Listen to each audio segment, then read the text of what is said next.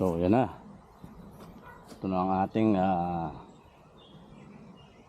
monkey bars o jungle gym. Tiba yan. Kahit ako kayang-kaya yan.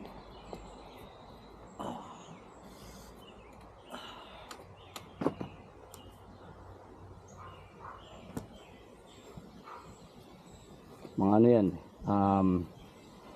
boat lines, kaya matitiba yan yung ginagamit sa docks, sa mga boat. So yeah, really strong. Pati ito,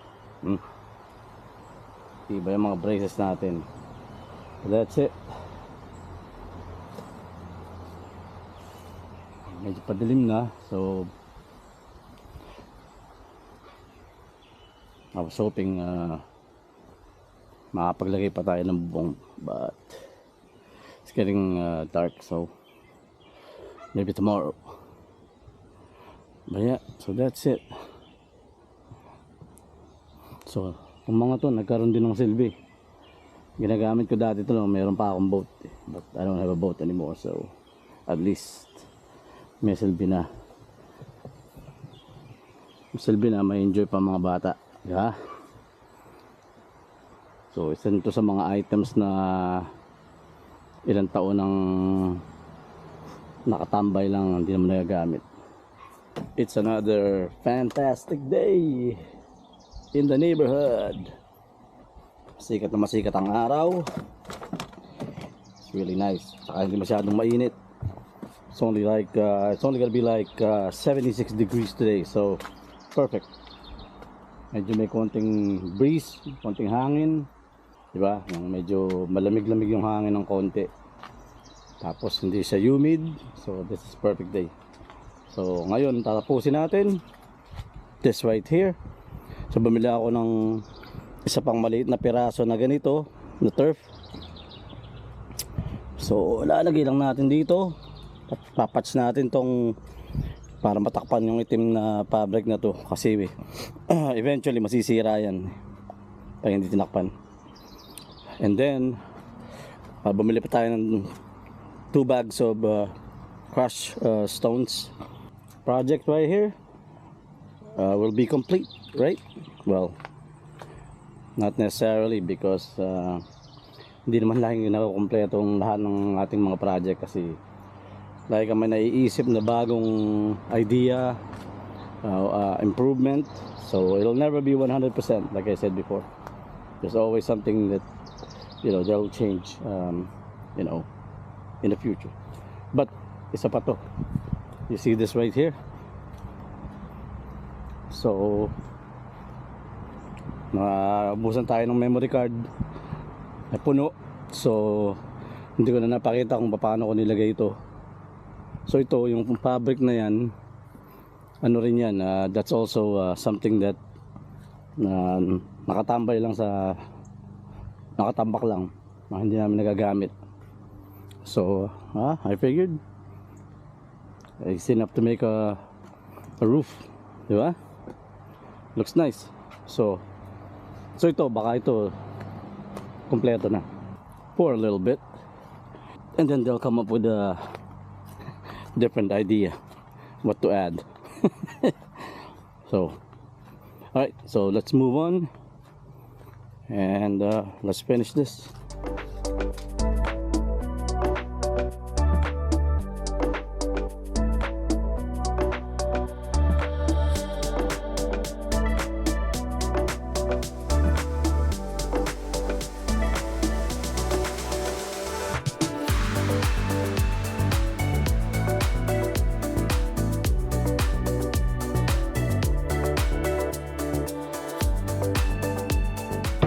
Okay, so ito yung second bag na ilalagay natin.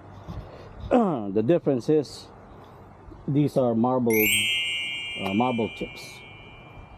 So marble lang bato na to.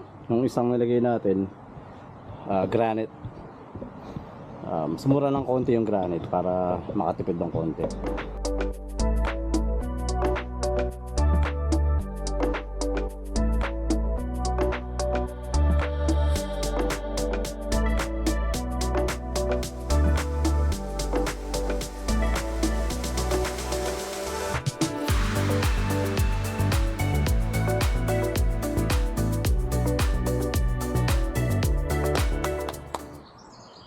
that is it. So mapapansin nyo, parang walang diferensya yung kulay ng mga bato dahil hindi pa siya nahuhugasan, di ba? So tingnan nyo, may mga pula, pero yung pagkakaiba ng granite at saka ng marble hindi nyo mapapansin dahil hindi pa nahuhugasan.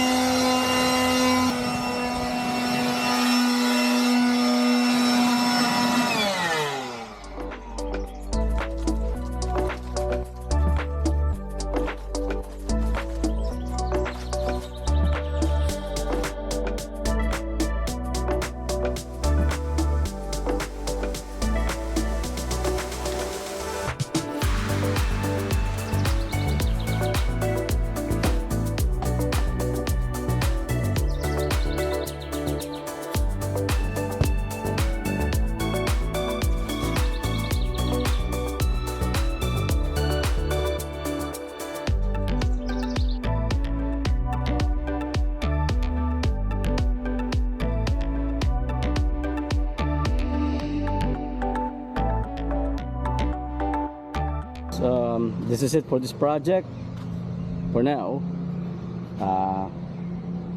until I find something else to add or to change. But for now, that's it. I'll give you a little bit of a tour on what we finished here. That's what it looks like. But yeah, so later on when it gets dark, pag dumilim na mamaya, pakita ko rin sa inyo yung mga mga ilaw, you know, the bling blings and stuff like that, and how nice it looks at night. But actually, you know what, I might add something else. I might add some string of lights overhead. So gusto ko rin pakita sa inyo, diniligan ko na itong mga bato, itong mga crushed stones natin. So makikita nyo ngayon ng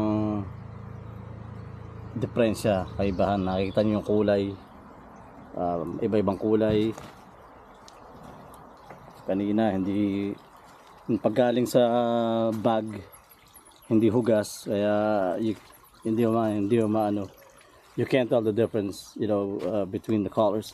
So ngayon kung binasa ako, hinugasan ko, so nakikita nyo na may mga pula, mga gray, mga puting bato, and yeah, much better, looks much better.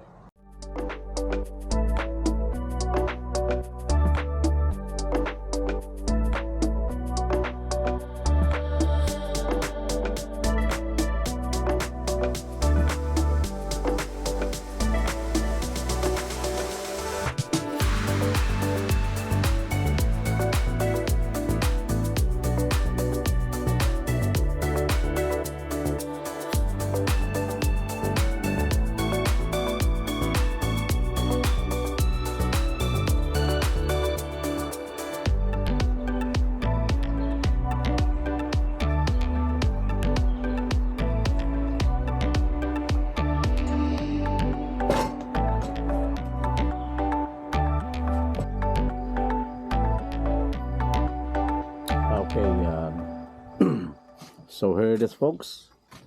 Ito yung ating deck sa gabi. Itong mga solar lights na to, kalalagay ko lang yan. Dati kasi ano yan eh, yung kulay itim, so hindi match sa kulay ng railing. So pilitan ko siya ng mga kulay puti. At least pure white na ngayon. Dati itim tong top, yung ganito. So pilitan ko rin yan. So itong itsura niya sa gabi. So inad ko yung mga ilaw, kaso na sisindihan ngayon. So itong mga ilaw na to, yung solar yan. So maganda lang ganito, medyo may konting ambience, Pang relax lang. So yan siya.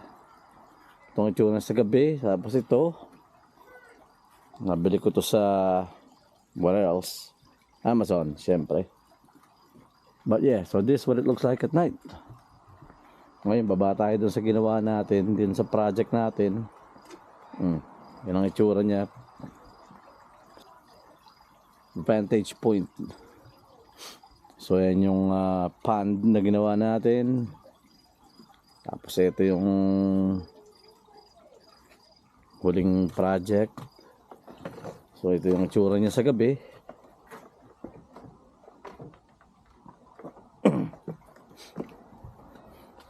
So itong solar light na to, what happened to this one?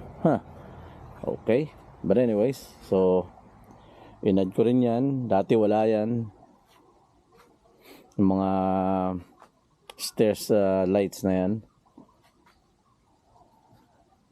And yeah, so this is what it looks like.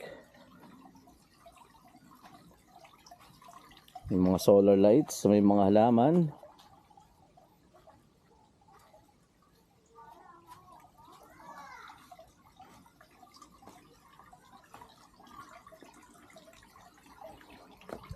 So dito ako nauupo. Eto, sa duyan. Pag nagmumuni-muni. So yan ang itsura niya ng pond.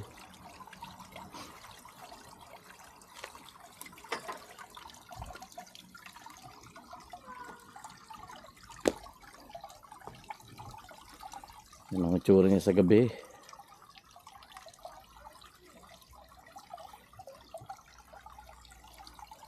So may mga solar lights doon, dito.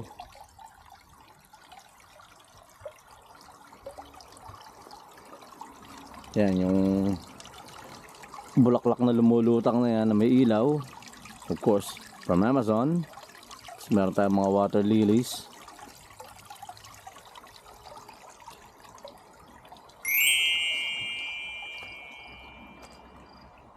That's it. Yan na siya. So, for now, that's complete. Alright, well, thanks for watching the video. And hope you like it. We'll see you later.